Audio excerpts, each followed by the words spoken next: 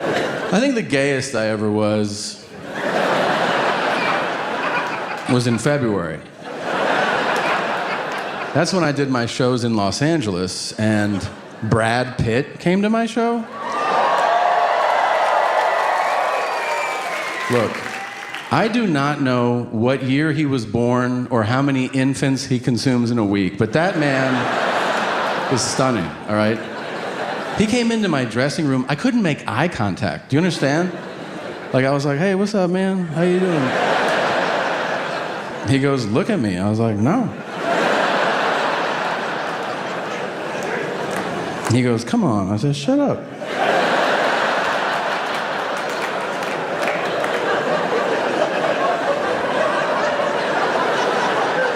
He goes, you want to give me a kiss? I was like, yeah.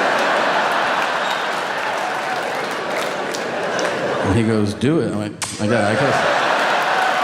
What?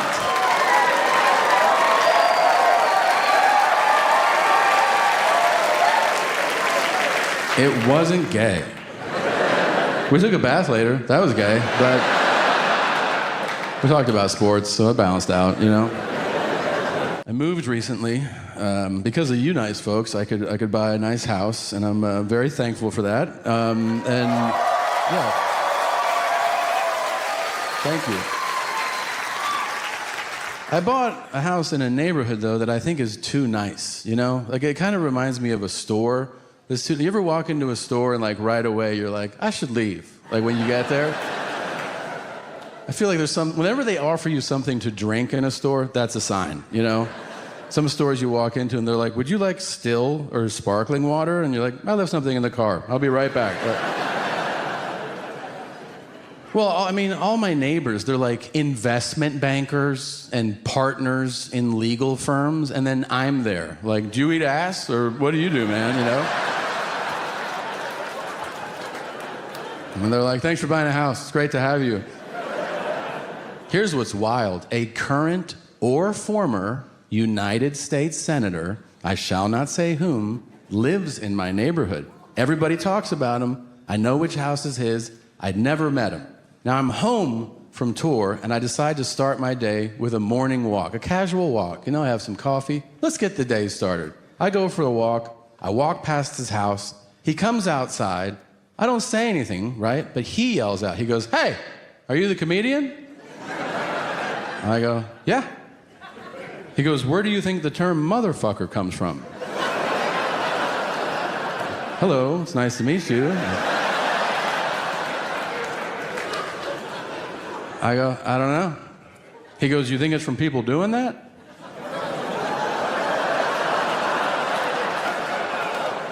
I'm like, fucking their moms? And he goes, yeah. I go, I don't know. He goes, how many people do you think do that? I go, more than you want it to be. And he's like, meow. Then, and I am not making this up, I could not make this up, he says to me, how about daughter fuckers? I go, first of all, that's not an expression that anybody uses.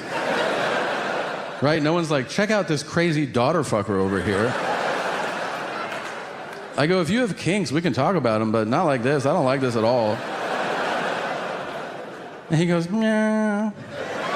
And he just turns around and walks into his house. I'm like, what the fuck was that? So I keep walking, just contemplating every mistake I've ever made that led me to that conversation. And now I'm walking home. So I walk past his house again. He comes back outside. He goes, hey, I didn't want it to end like that. That was weird. It was. He goes, I thought about it. And a motherfucker is not somebody who fucks their own mom. I go, oh, do tell. He goes, a motherfucker is someone who fucks your mom. He goes, that's the most disrespectful thing anyone can do, so if somebody is particularly rude, you call them a motherfucker. And I go, wow. I am so impressed that you put that together so quickly. I can see why you may or may not be Ted Cruz. And then I walked away.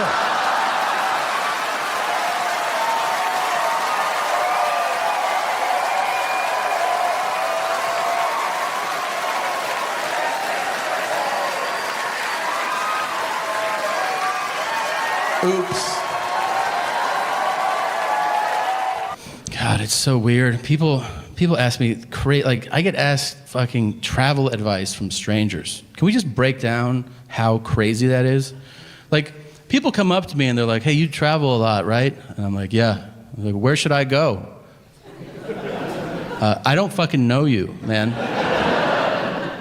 You ask travel advice to people who know you intimately. They know you well. They can guide you based on what they know about you. I mean, you don't ask strangers dining advice, right? Because you're like, hey, where should I eat tonight? I know I've never met you before in my life, but do you think you could give me a recommendation? Yeah, you should try this dim sum place. But then that person might go, oh, I hate the Asian world.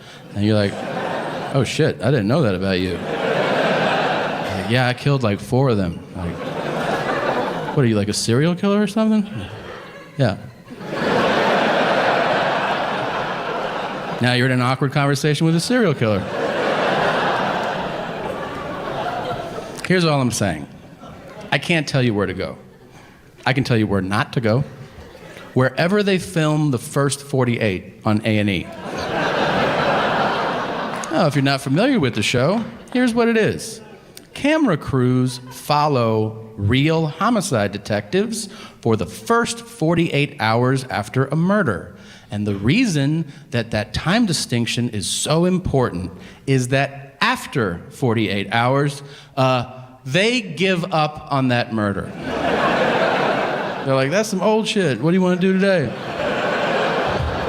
You're like, how about you keep trying to solve that murder, man? That shit happened on Monday. It's Wednesday. We're not going to solve that shit. Really? There are so many amazing moments on that show. So many. A lot of the episodes take a similar path. I'm blown away, first of all, at how many times there's a witness to a murder. It's crazy. I always thought murders happen in dark alleys. Nobody saw shit. No. Every other episode, they're like, you see that shit? And the guy's like, I saw that shit, yeah. Where? Right fucking here. Really, I was standing here, and then he killed that dude there.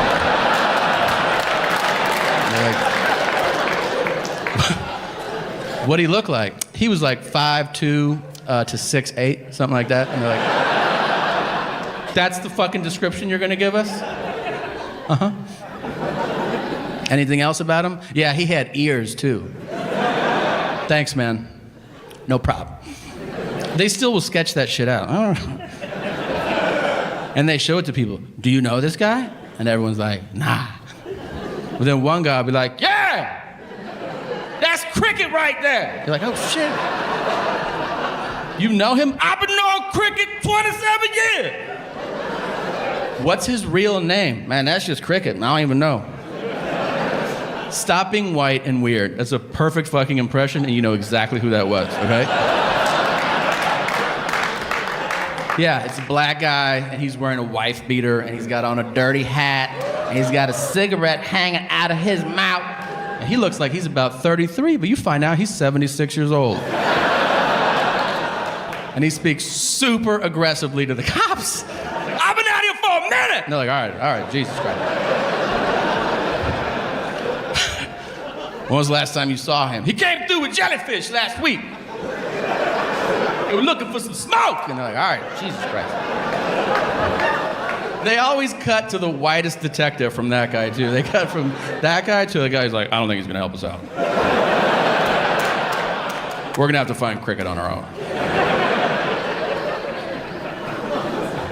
That show has the best moment in television.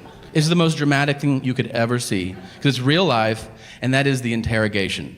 The interrogation is amazing, because here's the thing about drama. If you want to have a great, dramatic moment, raise the stakes. Guess what? There's no higher stakes than somebody being questioned about taking somebody else's life. It's inherently compelling television. It is also super serious. But the detectives insist on using the suspect's street name, so the whole thing turns into a fucking cartoon. Like, They're literally like, your life is on the line. We need to talk to you. Why don't you have a seat? Little stank, why don't you sit down for a second? Did you or did you not know Dookie shoes? I don't know no Dookie shoes. I got a picture of you hanging out with Dookie shoes. I mean, I seen them. I don't know.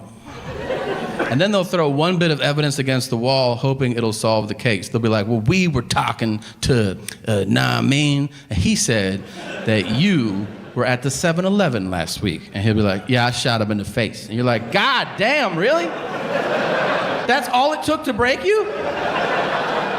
Dude, lie. Lie for longer. You can kill somebody, you can't lie for 10 fucking minutes about it? Like, dudes will break on anything. They'll be like, we heard you had on a blue shirt last Friday. Yeah, I stabbed those 4 people. Dude, a lot of people have blue shirts, man. You can still get out of this. Here's what I've learned watching that show, okay? Lawyer up. You can't handle that shit. Everybody's like, I'm gonna talk to the cops and straighten this whole thing out. You're gonna do 25 to life. Have fun with that, man. Nobody asked for a lawyer. I've seen 300 people get interrogated on this show. 2 of them were like, can I talk to a lawyer? And both times the detectives were like, fuck! And then at the end of those episodes, it said on the screen, all charges against Tayshaun were dropped. Or Jim, pick a fucking name. Let's be honest, there's no Jims on the show. I've seen every episode, and none start with, hey, Bryce, can we talk to you for a second, man? Where were you last Friday? I was over at Tanner's house. Then Skylar had a party, so we went over there. And then we picked up Connor and we had pancakes. Sorry, bro. The detective, bro. I met, like I said, I'm meeting a lot of people. I met a woman after a show recently. They're allowed at my shows. And see, they're here. And she came up to me and she was like,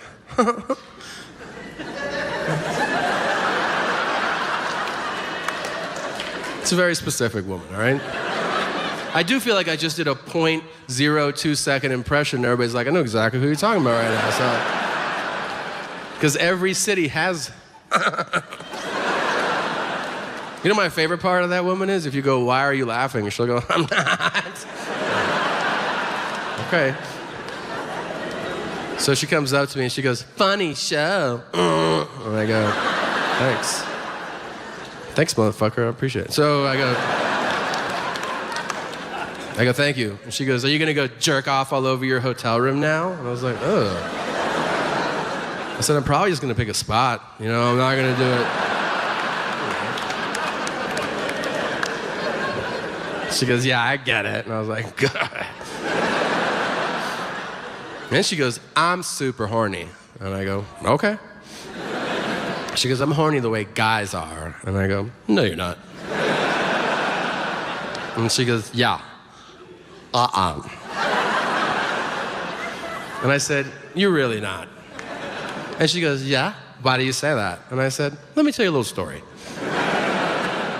When I was a freshman in college, I looked like this. I looked 47 years old. It was alarming to other students. They would see me walking through the doors, and they'd be like, are you a fucking administrator here or something? I'd be like, I'm a freshman, I'm 18. And they're like, you're a narc? That's what you are. This is my birth face, man. I'm 41 Jump Street. So, with this face came great responsibility. I bought alcohol for our entire dorm. I don't mean 3 or 4, everybody. It wasn't even a challenge. I looked so old that when I walked into liquor stores, they'd be like, hello, sir, how's the stock market today? Shit like that. I bought booze to everybody. Everybody got booze. I did the same thing with pornography. And let me tell you, before you jump at me like, why would you do that? You just watch it in your dorm room online. Well, the story takes place in 1997. And There was a lot of buffering back then. That is the truth. I don't know if you remember the late 90s or if you were even around, but like porn in the late 90s was like, ha ha,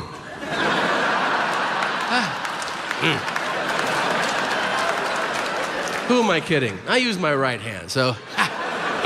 Now, keep in mind, I'm not buying porn for a couple buddies. It is for an entire building of 18-year-old freshman dudes in college. You can't wrap your head around how massive and specific these orders were. I would go door to door, and guys would hand me cash and their wish list. They'd be like, I want black cocks, asses, and feet. Don't fuck it up. I'm like, all right.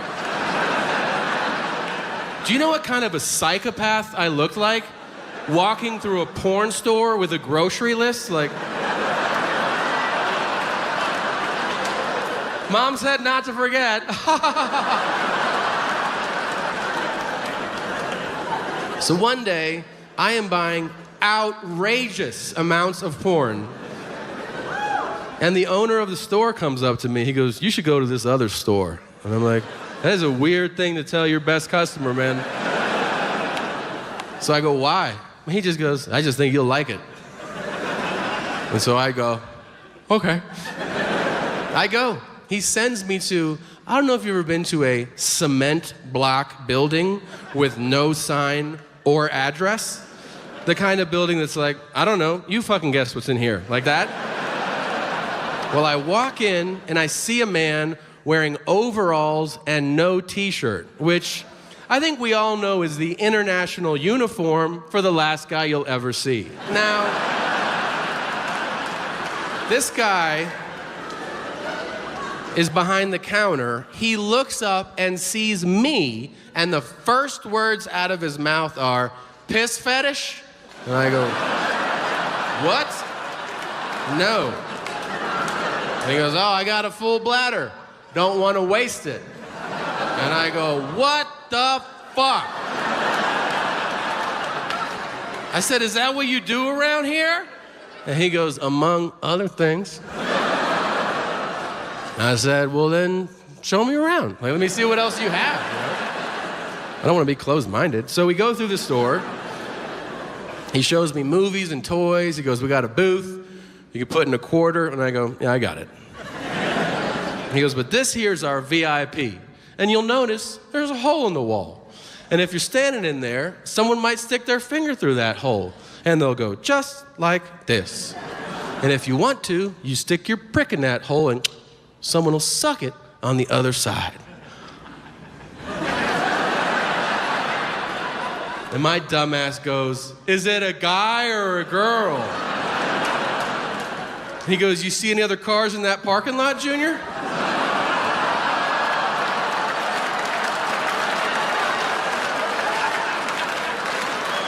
So then I felt a pool of diarrhea forming inside of me and fear shooting down my spine, as I was certain I was gonna get kidnapped and raped by Mr. Fuck Dynasty. So I said, I'll just take my movies, thanks. So lady, when you say you're horny the way guys are, I ask you, are you willing to go into an unmarked building and wait behind a wall for a stranger to stick his dick through a hole in that wall and then you polish it off for the love of the game? Because that's what savages men are.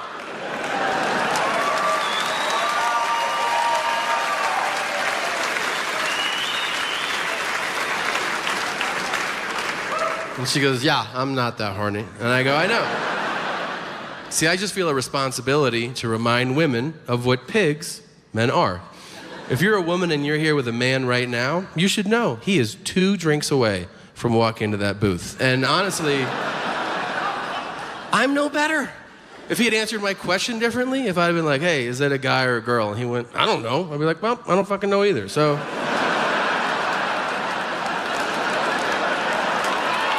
Wow, she's got a rough chin on her for sure. Hey, where'd you go, man? I don't see you anywhere. All right, I lost some of you on that one. That's fine, that's how that goes. So, I know, I see. Some women are like, My man would never do that. Okay, sure. Sometimes you witness the power imbalance play out in front of you between the genders in a grotesque fashion. Of course, when I say the genders, I am only speaking of 2 of the several hundred that now exist.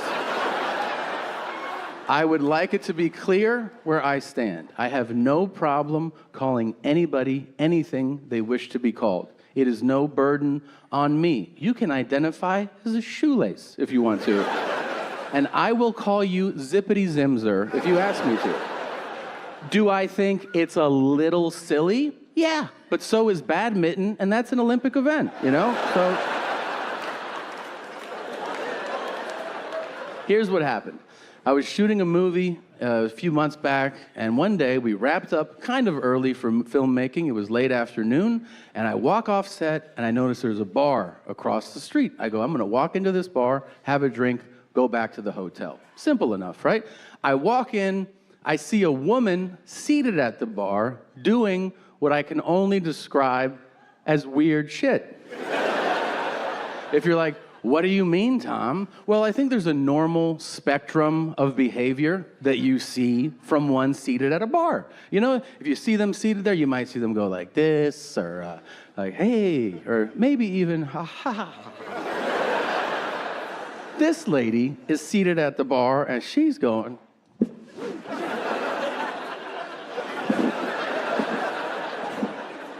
I'm like, is she making fudge? What is she doing over there?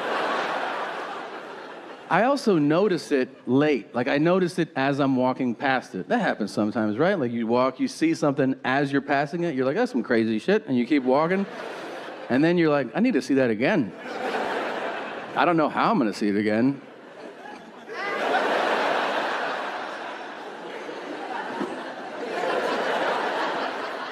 Now I'm dead center, and I see that a woman, to be clear, is in public, 4:30 in the afternoon, and she is sitting there fucking peeling her potato. I don't know, playing with her pussy. You know what I'm trying to say. And she is not hot, if you're wondering. If you're like, was she super hot? No, she wasn't. And because of that, I tattletaled immediately. So, you know what's up. So I go to the bouncer, I go, excuse me. That not model over there is diddling herself at the bar. And this big yoked dude looks, and he goes, I go, yeah, talk to her. And he goes, mm-mm. I'm like, excuse me? He goes, I don't want anything to do with that shit. I'm like, I don't think anybody does. There's a woman masturbating at the bar. He's like, ugh, like he's put out by my outrageous request. He's like, all right, man, Jesus Christ. So he gets up, he walks like halfway there, turns around, he goes, yeah, I couldn't do it, man. I go, you have to. So he calls over the hostess, this cute little 22-year-old. He's like, what's up, guys? And he goes, handle that. And she's like, okay. She goes over there, super polite, which is fucked up, considering the circumstances. I can't hear her, but I can read her body language. She's like, hi. And she's like, everybody can see you. And then she goes, stop it. Stop it. And she goes, you promise? And she goes, thank you. And she comes back and she goes, she stopped. I'm like, she finished or she stopped? She goes, she stopped. And I go, okay. I'm like, wait, is she allowed to stay? And she goes, yeah. I go, why? And she goes, because she stopped. I go, I'm sorry, would I be allowed to stay? If I was just sitting at your bar, just kind of toying with the top, you know, like.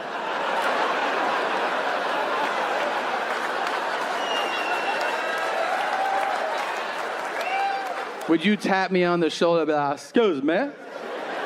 Will you put your leaky dick back into your pants?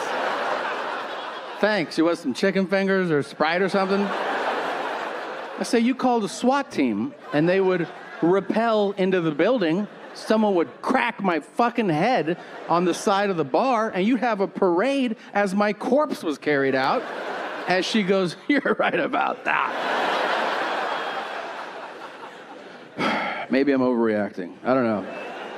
I don't jerk off in bars. That porn has gotten way too aggressive these days. It's way too aggressive. You know where it's at? 80s porn. Yeah. Go to your dad's drawer. Pull out a VHS. Watch an 80s porn. That's when porn was fun and exciting and consensual.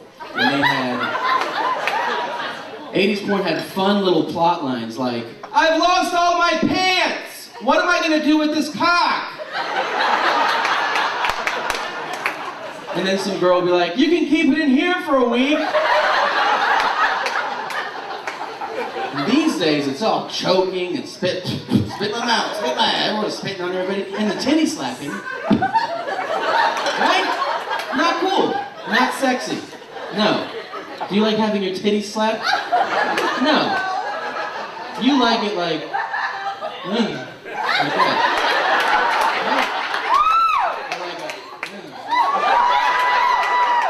Or even like if it's from behind, like a. But not like. Stop slapping titties. That's where mama's milk comes from, alright? That's what this show's all about. That's what I want you to leave with today. My message for 08. To change America. Stop slapping titties. Thank you guys very much.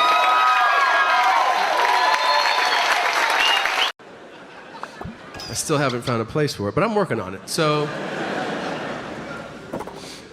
I met, like I said, I'm meeting a lot of people. I met a woman after a show recently. They're allowed at my shows. And see, they're here. And she came up to me and she was like,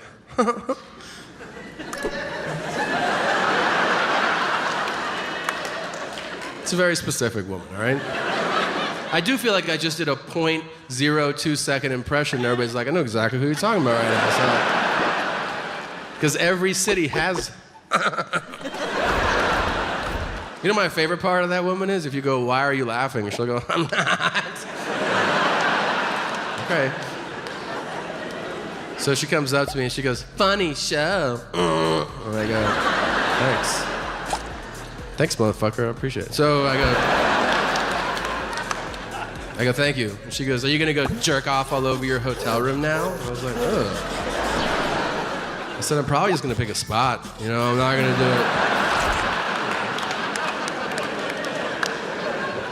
it. She goes, yeah, I get it. And I was like, God.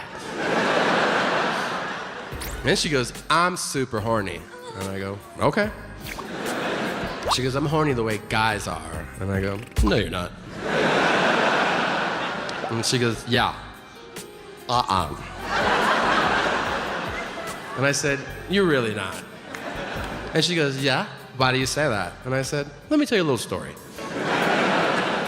When I was a freshman in college, I looked like this. I looked 47 years old. It was alarming to other students. They would see me walking through the doors and they'd be like, are you a fucking administrator here or something? I'd be like, I'm a freshman, I'm 18. And they're like, you're a narc, that's what you are. This is my birth face, man. I'm 41 Jump Street. So, with this face came great responsibility. I bought alcohol for our entire dorm. I don't mean 3 or 4, everybody. It wasn't even a challenge. I looked so old that when I walked into liquor stores, they'd be like, hello, sir, how's the stock market today? Shit like that. I bought booze to everybody. Everybody got booze. I did the same thing with pornography. And let me tell you, before you jump at me like, why would you do that? You just watch it in your dorm room online. Well, the story takes place in 1997. And there was a lot of buffering back then. That is the truth. I don't know if you remember the late 90s or if you were even around, but like porn in the late 90s was like,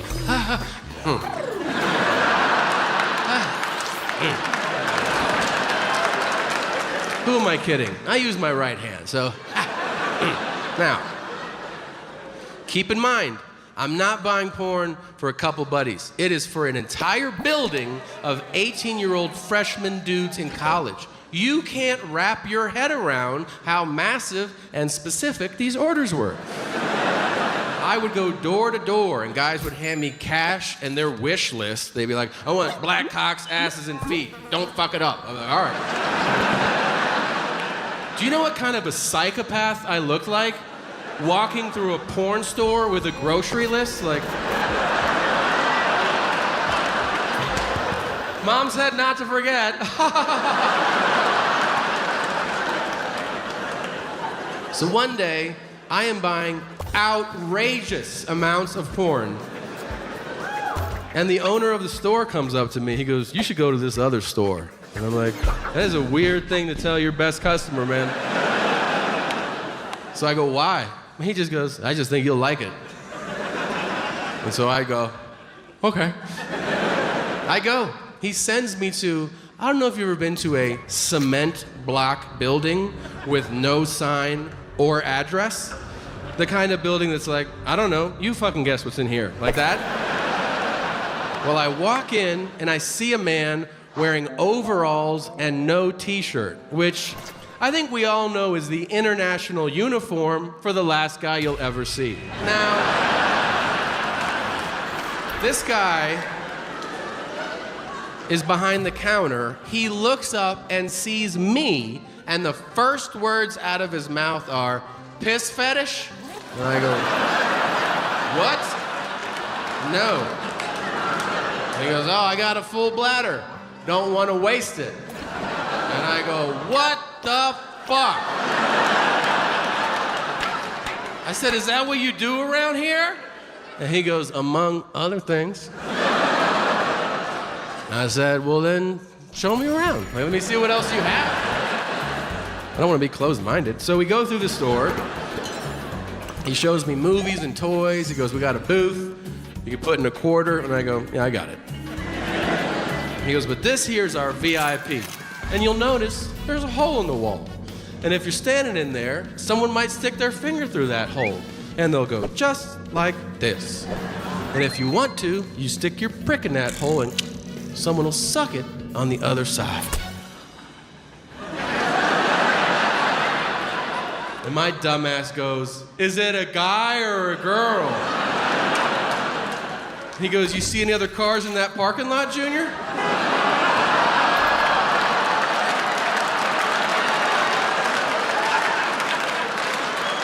So then I felt a pool of diarrhea forming inside of me and fear shooting down my spine, as I was certain I was gonna get kidnapped and raped by Mr. Fuck Dynasty. So I said,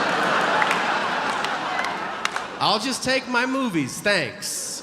So lady, when you say you're horny the way guys are, I ask you, are you willing to go into an unmarked building and wait behind a wall for a stranger to stick his dick through a hole in that wall and then you polish it off for the love of the game? Because that's what savages men are.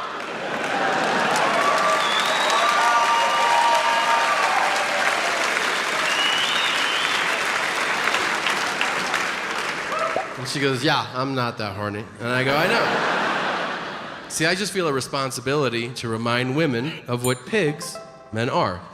If you're a woman and you're here with a man right now, you should know he is 2 drinks away from walking into that booth. And honestly, I'm no better. If he had answered my question differently, if I'd have been like, hey, is that a guy or a girl? And he went, I don't know. I'd be like, well, I don't fucking know either. So.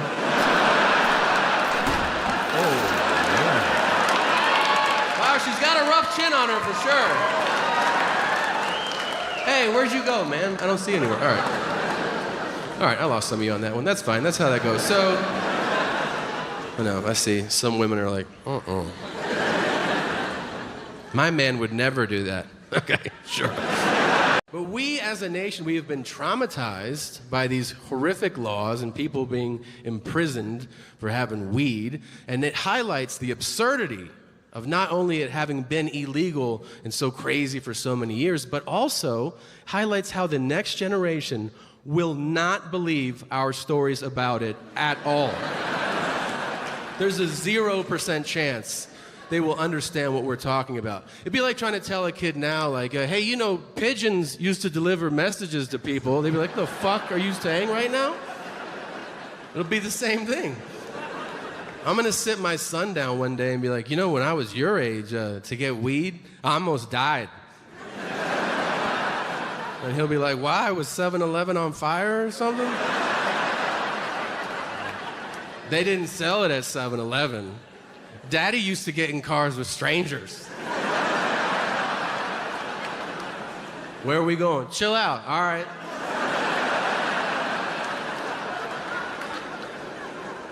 The 3-hour round trips to buy weed. And if you're like, oh, what kind of weight were you moving? $20 worth of marijuana? That kind of major shit? I bought weed from a dude in a standalone trailer one time. Not a trailer park, a solo trailer. The most terrifying housing situation that exists. Like where other trailer people are like, get the fuck out of here. They kick him out. I just walk up to that shit, 15.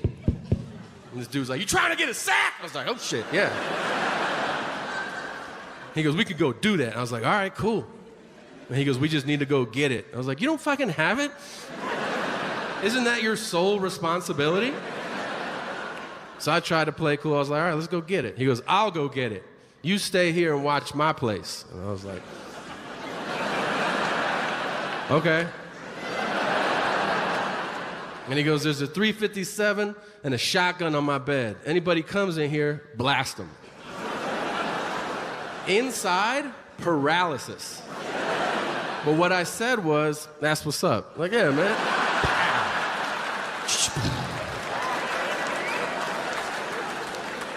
And then he stopped at the door and he goes, but don't shoot my mom. I go, can we get a description before we agree to terms? How about a height and weight on old mom? Not everybody agrees on weed. That's fine. I don't care. Like my parents, you know, we don't agree on it. They're not cool with weed. I don't care. They're old. I still love them. My dad's a Vietnam vet. You know, some of them are cool with weed. Some of them are not. Some of them don't want to talk about Vietnam. My dad does. Some vets are like, I don't want to talk about it. And my dad's like, what do you want to know? Here's what I wanted to know when I was a kid. It's terrible to ask a stranger this, but it was my own father. And, you know, I'd seen a lot of movies, so I'm like, you're in the war. Did you kill anybody?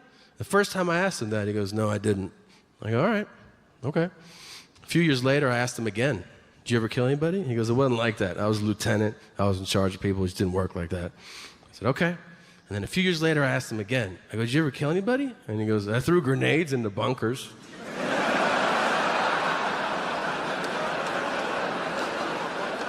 I go, were there people in there? He goes, there were, yeah. Just little pieces by the time I got in there. And then last year I go, did you ever kill anybody? And he goes, there's no better feeling than killing the enemy. Whoa. I can remember the first time we ever talked about weed because it was Christmas Day. That's why it stood out. I was 12 years old. I think my sister brought it up. She was like, I want to smoke weed. And my dad goes, you want to know what I think of marijuana? And I was genuinely curious. I go, what, Dad? He goes, I was at a party one time, and somebody pulled out a marijuana cigarette. And I said, I'm out of here. And I was like, cool story, nerd. You got any other ones? And he goes, well, yeah, one time I was in Vietnam, and some Viet Cong tried to sell my Marines marijuana. So I found him, and I picked him up by his throat, and I threw him on the ground, and I put my M16 in his face, and I said, if you ever come here again, I'll fucking kill you. And I go, do you have any stories in between those two stories? Jesus, it's Christmas, bro. God damn.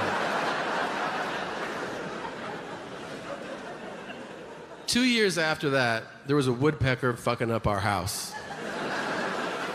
This will all make sense. And woodpeckers can really damage your house. I remember my dad paid a guy $500 to patch up that part of the house. A month later, the woodpecker returned. This time, my dad did not call the guy. He woke me up, his teenage son, on a Saturday morning. Picture you're dead asleep, and my dad whispering in your ear with his potent dad breath. He just whispers in my ear, dead asleep. He goes, I need you to shoot a bird. I just go, I don't do that. And he goes, figure it out. So I said, okay, Lieutenant. And I got an air rifle. I shot the woodpecker. I remember I shot it mid-peck, so it was going like,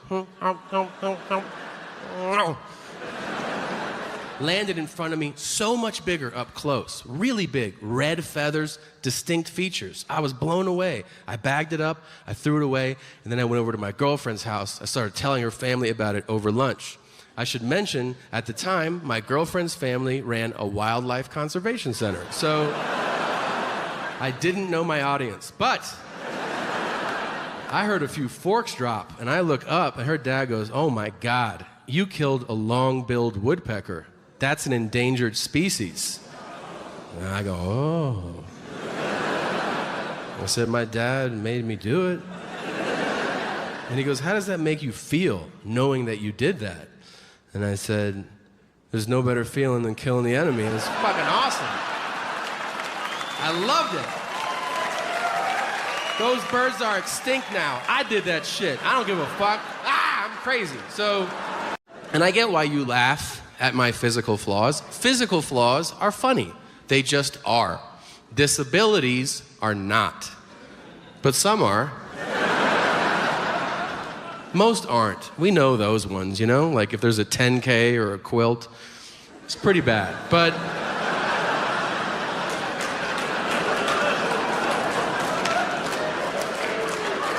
the rest are up for debate.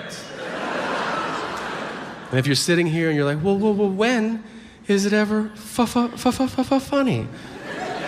Well, luckily for you, I have 3 examples. First, foreign accent syndrome.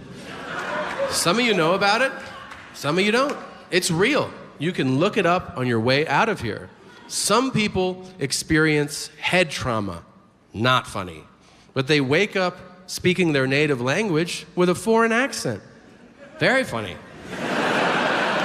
I defy you to watch interviews with these people and not piss yourself laughing. Do you understand? Like a farmer in Alabama who's normally like, that guy hits his head and is now like, the tractor trailer, it fell. A la mer. That's not funny to you, you piece of shit? Really? The best case ever of foreign accent syndrome happened in the UK. And not only was it a British woman who lived her entire life in the UK, she'd never left the town she was born in for 33 years. She was in an accident, and she woke up speaking English, but with a Chinese foreign accent. Did you hear what I just fucking said? Do you now believe in God and his awesome sense of humor? A British lady who her whole life was like, hello, it's a bit of a whiffle, isn't it? Like that. Now says, I have not had my conversation for over 3 years now. First of all, do you know how hard it is to do that impression without squinting? Secondly,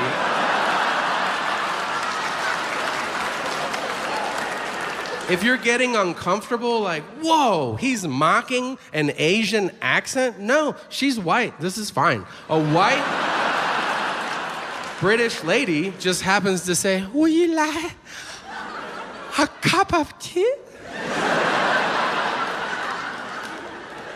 Tastes good? You want milk? You want biscuit? Oh, good. You want me to suck the dick now? I don't know, whatever. She's a nice British lady. She can say whatever she wants. Now, if you're sitting in your seat right now and you're like, I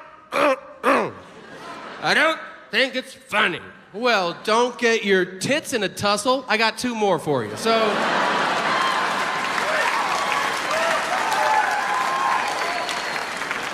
what about persistent genital arousal disorder?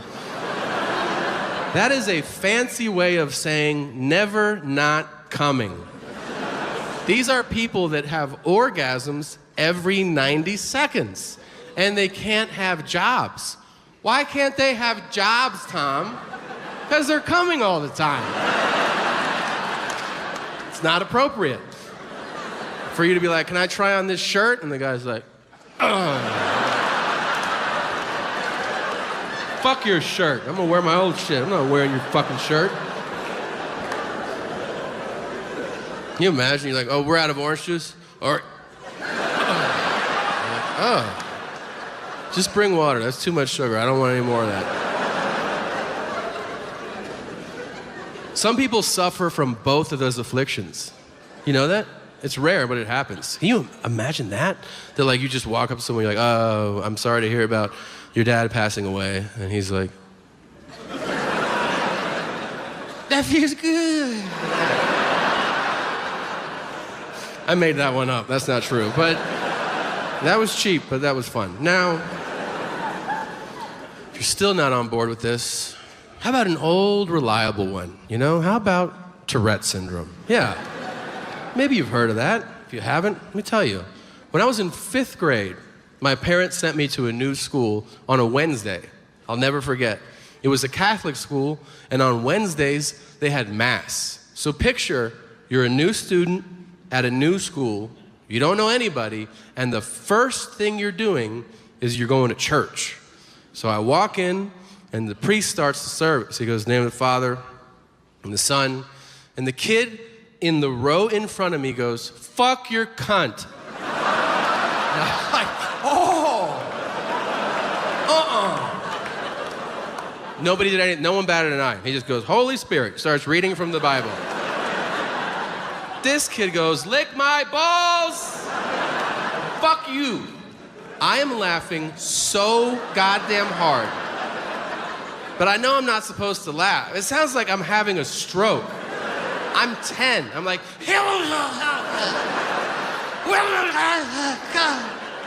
I have tears running down my face.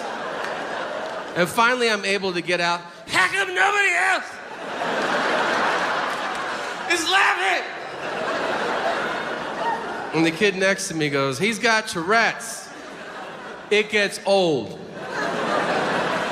3 years I was at that school. That shit never got old. That was the greatest gift God ever bestowed upon me. And I'll tell you this, the greatest day of my life, up until the day my son was born, was the day we had a substitute teacher that year, and they didn't warn her about him. Your imagination is serving you correctly.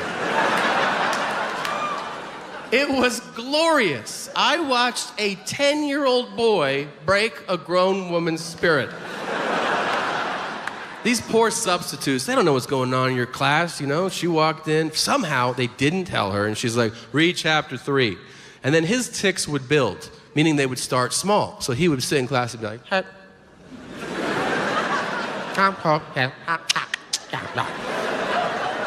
So she goes, what's going on? And we're like,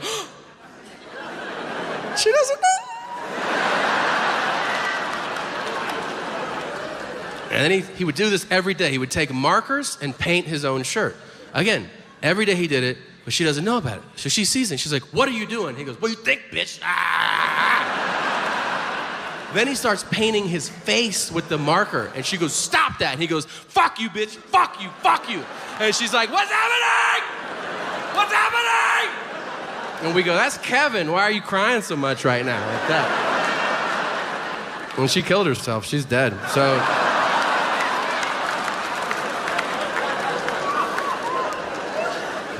She's out of teaching, but she's fine. So, You ever meet somebody and they're so boring, you feel like they poisoned you? Like, you're talking to them and you're like, I feel like I'm dying right now. And I think you did it. This guy's name is Craig. I met him. I made sure to get it. I was like, I'm gonna remember you for the rest of my life, man. I met him at the bank.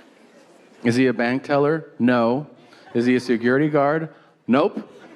What's his job? I don't know. Whatever they call that guy that stands in the lobby of banks now, where you walk in and you're like, do you work here? And he's like, I think so. That guy? The lobby liaison? Well, I saw him. We made eye contact. I don't know how you work. For me, if we make eye contact during the day, not at night, but during the day, out of human decency, I acknowledge you. So that's what I did. We made eye contact, and I go, how you doing? And he went, and I was like, okay. So then I get to the second set of doors to walk in, and as I reach for that door, I hear, you going to the bank?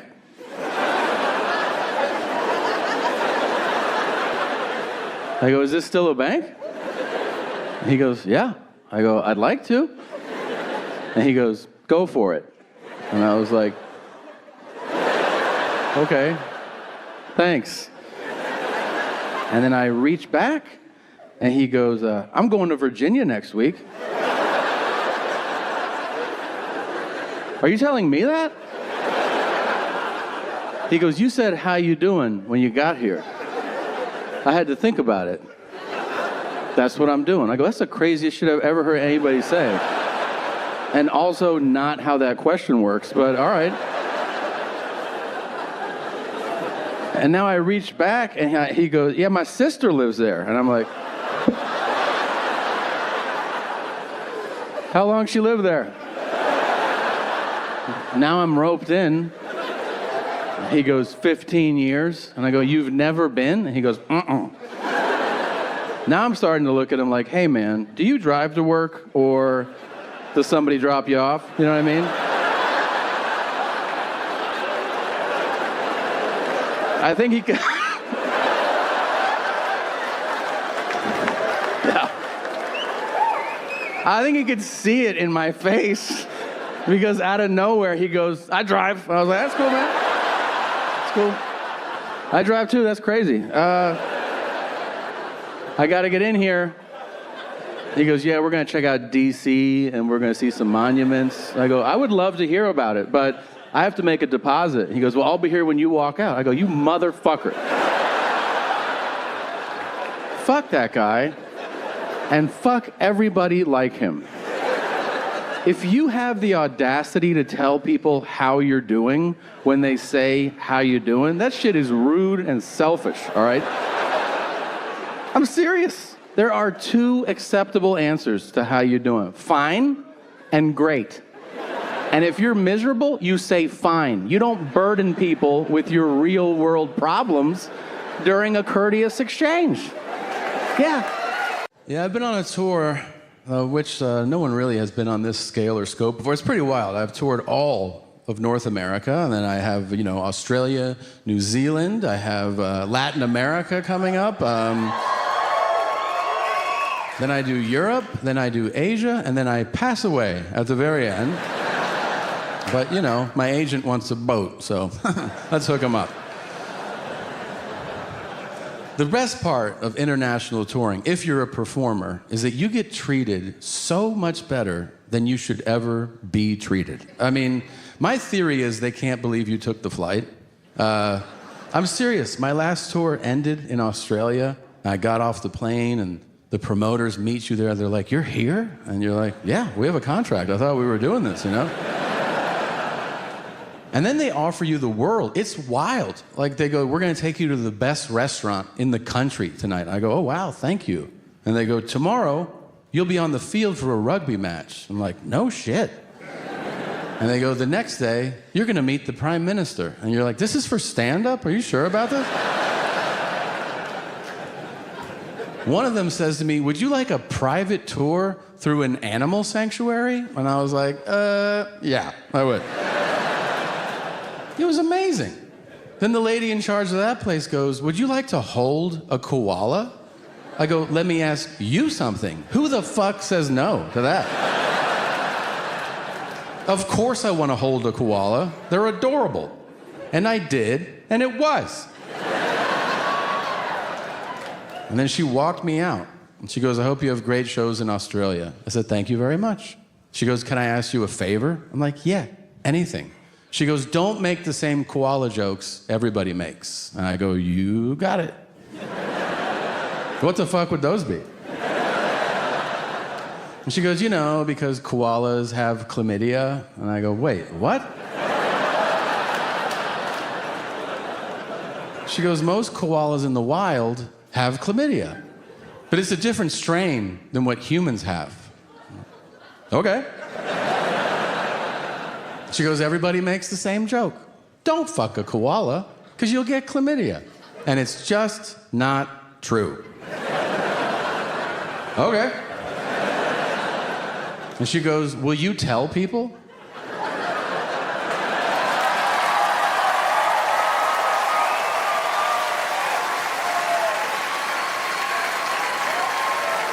I will never let her down. And if you guys leave here with anything tonight, I hope it is this. You can go to Australia, and you can fuck all the koalas that you want to, and you will not get chlamydia.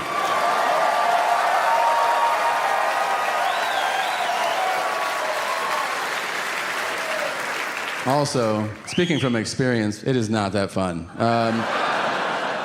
They wiggle a lot, they smell weird. I recommend a hand job from a kangaroo. They have these little paws, and they let you come in their pouch, and they bring it home to their families. That's a bloomin' onion, mate, isn't it? Yeah, it is. It's all the same cliche shit they said when we were kids, they now say as adults, right? They're like, oh, you know, you watch too much TV, it'll rot your mind, or you can't learn anything from television, but that's not true. You can learn a lot from television. For instance, without television, I would have no idea that Steven Seagal is out of his fucking mind. Or alive. I also didn't know that. He has a show. It's not a scripted show. It follows around the real Steven Seagal, and every episode begins with him looking in the camera and saying, I don't know if you knew this or not, but for the last 20 years, I've been a cop. And you're like, what did you just say? I thought you've been making shitty movies for the last 20 years. What are you talking about? And you watch the show, he has the most unlikable quality in a human being, which is that he is an expert in everything. Literally, if a dog walks by, he's like, that's a Shih Tzu boxer hound mix right there. And they're like, how do you know that? He's like, I've been working with dogs for like 35 years. Then a helicopter flies by, and he's like, that's a HUB 106. And they're like, how do you know that? And he's like, I've been flying helicopters for like 47 years. Then he does the thing, though, that everybody does who knows something about everything. Everybody has a friend, no matter what you're doing. They know the history of it all. They know every topic, every fucking fact. If you're eating dinner, they're like, you know, forks are from the Roman times, and they would sculpt them out of bark. And you're like, will you shut the fuck up and let me finish this, please? Seagal will do that, too, but you know he's making it up. He'll be like, you know, they also call that helicopter a skippy. And they're like, why? He goes, listen to it. Skip. That's bullshit. You made that shit up. No, seriously. It just blows my mind. It really does. That everybody in this room, everybody has this real world possibility in their lives. All of us.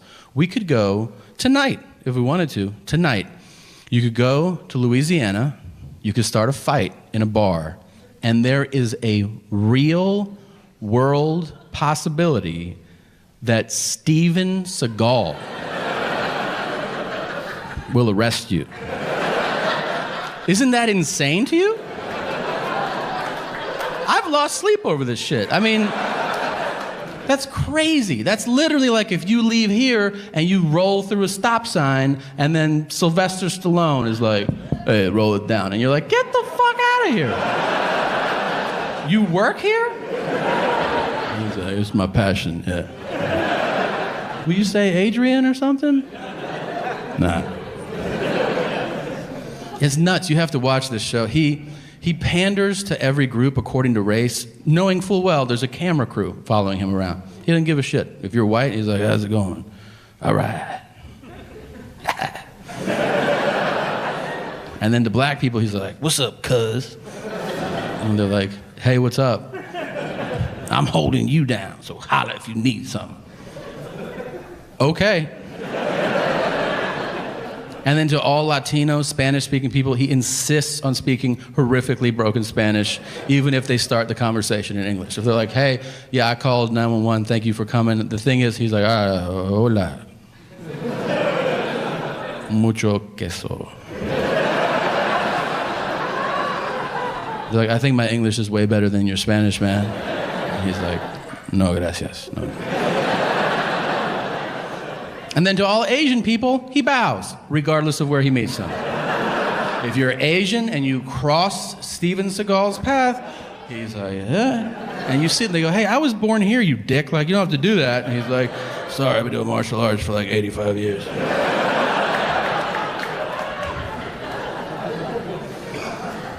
He trains other cops in hand-to-hand combat. I think that's infuriating.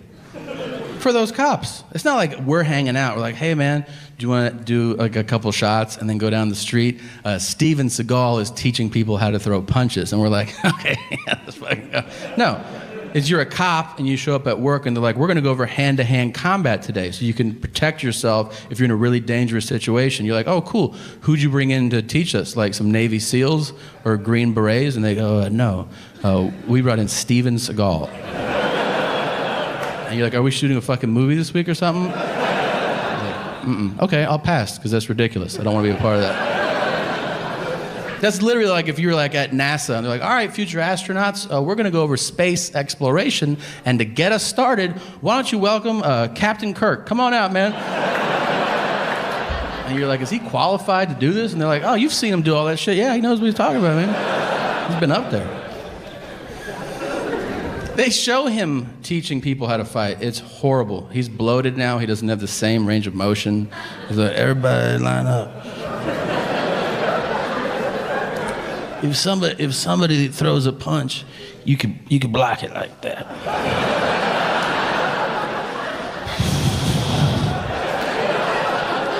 And then you could kick him in the throat like that.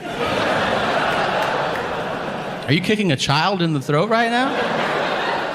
Some people's throats are down there. I like Havarti cheese the most. What's your favorite?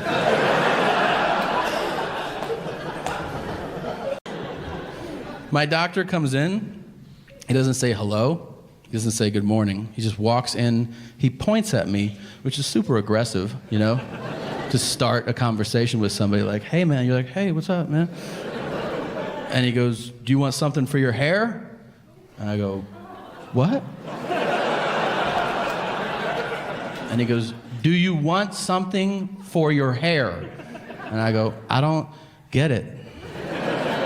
And he goes, has nobody told you that your hair's falling out? And I was like, damn. No. And he goes, oh, sorry. All right. Then he pulls my chart out of the slot, super dramatic, so that it makes a fucking noise. He goes, I'm like, and he goes, wow. And I'm like, really? Wow. Is it full-blown AIDS? Like, why is it wow? And he goes, you weigh 245. And I go like, yeah, like I knew that shit. And he goes, you weighed 230 last time you were here. Not exactly what I would call weight loss. And I'm like, are we at a fucking roast or something? Right? Like, what are you doing? Then he says, you know, you're the fattest patient I've seen all day. And I go, it's 9:30 in the morning. And he goes, still. He's like, we ran your blood work. It turns out your muscle enzymes are through the roof. And I go, yeah, man, like, I'm super strong. Like, how's that a problem? And he goes, they're off the charts. I'm like, even better. I'm probably your strongest patient, man. And he goes, I don't think you understand muscle enzymes. And I go, that's true. I don't know what they are. And he goes, well, the only way you could have them this high would be like, A, if you were an Olympic athlete, which clearly, I'm like, dude, what is the deal, man? And he goes, the other way would be if you were a cocaine addict.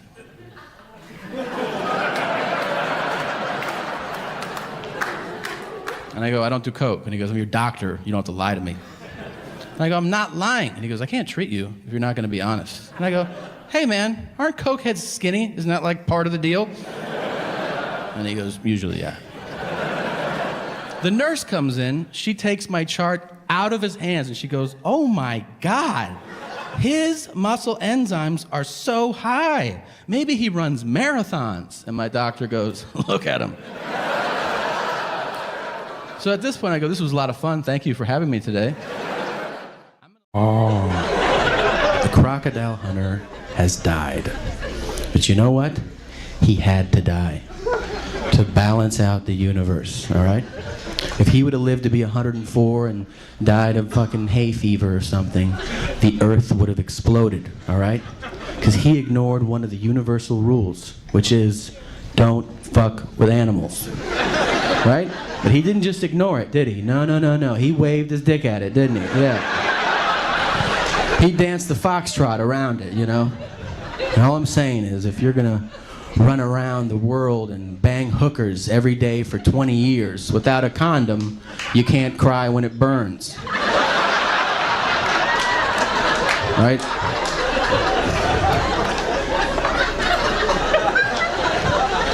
And normally speaking, don't you, whenever you hear of like a person getting attacked by an animal, don't you get kind of a little kick in your step? I'm the only asshole in this fucking room, really? I feel like somebody gave me a hug every time I hear about that shit. I don't give a fuck. Because there's a sense of justice to it. The person was probably fucking with the animal's territory, so I'm like, you deserve that, you dick. Like, haven't you ever seen the footage of the hunter he was out to kill, and his gun jams, and then a deer fucks him up? You seen it, right? He's like, oh, my shit, my gun jammed. Cock-a-doodle-doo. And then there's a little gangster-ass deer across the street, just eating berries and being pretty. And he hears something. He's like, are you gonna shoot me, man? And then it doesn't even hesitate. And it just goes, pow, like that. And he does the front shit where the guy goes down, and he does the back shit, like,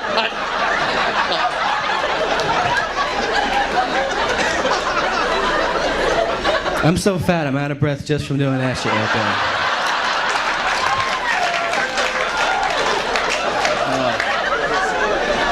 there. Christ almighty.